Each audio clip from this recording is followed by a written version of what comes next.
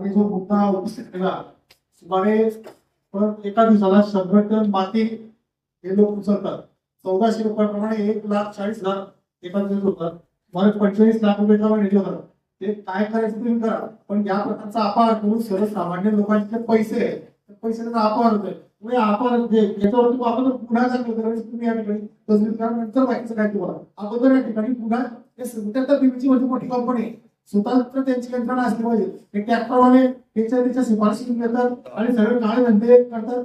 मी म्हणतो या ठिकाणी आपण जनतेच्या प्रतिनिधी आहोत, त्यामुळे कोणाचेही जे काय म्हणतात कुणाचे प्रेमात न पडता कोणाचे वाद न पडता पारदर्शकपणे या ठिकाणी काम झालं पाहिजे. आता या ठिकाणी अगोदर सर्वांचं लक्षात विषय आलेले आहे. त्यामुळे सर्वांना माहिती काय चोरी होते काय धंदे होते त्या ठिकाणी.